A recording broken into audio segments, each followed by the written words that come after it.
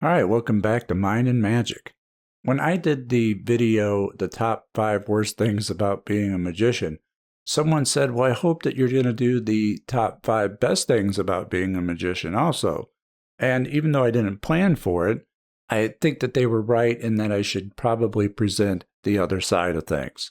So here are the top 5 best things about being a ceremonial magician. Number 5. We're going to start with gaining knowledge. Because as a ceremonial magician, you're going to be reading a lot of material. You're going to be gaining a lot of knowledge. Knowledge that you're going to then apply in your practice to better your life. Now, gaining knowledge is a good thing as long as you don't consume too much too quickly, to where you get information overload, which we had discussed in the past. But you will, over time, absorb a lot of information.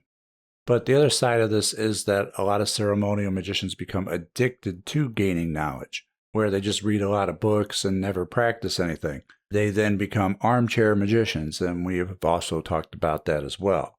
But if you don't get addicted to it and you're not consuming it too quickly, then gaining knowledge is one of the best things about being a ceremonial magician. Number 4. The next best thing about being a ceremonial magician is being given a sense of purpose and direction. Because let's face it, a lot of people get into magic simply because they don't know what else to do. Often magic is a last resort for people, or they've hit dead ends in life, and they just need a direction and something to focus on. And magic can provide that. And sometimes that's all people need is just a sense of purpose and direction. And magic can give that to you quite quickly. And then as you improve with magic, it could then change almost every aspect of your life.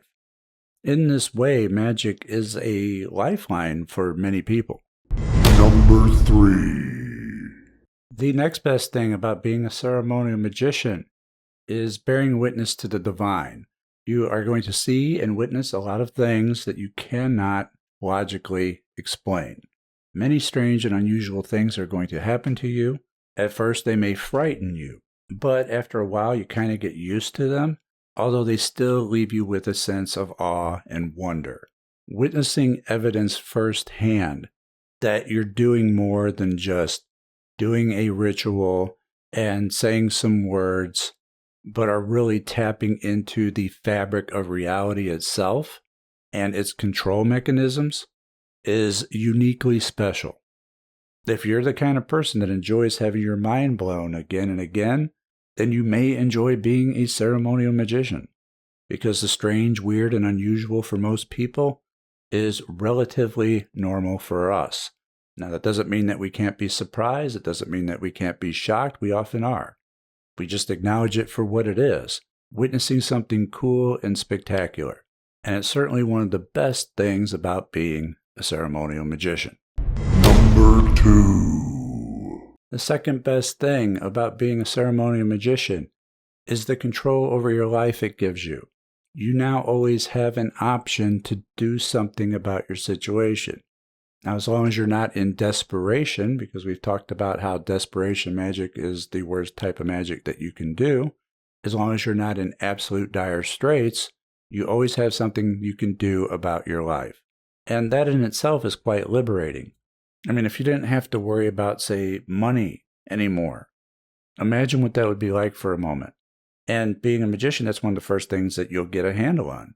And then as you systematically go through what you need in your life, what you have to get a handle on, you can do it without concern or worry. Magic gives you that control. Now, you can still be blindsided. Things can still catch you off guard. It doesn't mean that you're not going to have problems anymore. It only means that you're going to be better equipped to handle those problems. And by better, I mean like way better. As long as you're not making magical mistakes, which you wouldn't be if you had the Laws of Magic course at mindandmagic.com. That is now 20% off to this video only. The link will be posted in the video and in the description. As long as you're following the laws of magic, the control you have over your life is going to significantly improve. Number 1.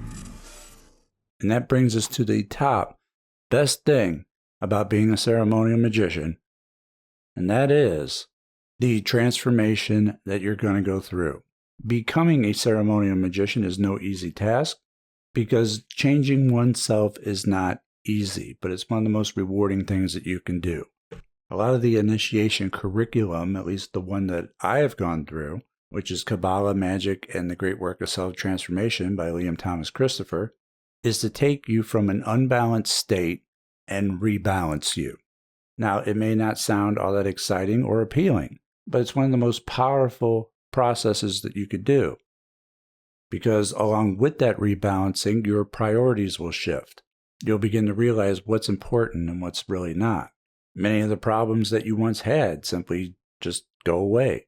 Now, most of you have probably heard the maxim as above, so below, but fewer have heard as within, so without, meaning that if you change yourself internally, it's one of the most powerful forms of magic that you can do because everything outside of yourself, your entire world, changes around you. I say it all the time that changing your mind will change your life because everything begins in the mind. So if you change things there, everything else follows suit. Now, most people that teach magic, whether it be online or otherwise, are teaching it in a way for you to use your will to create external change.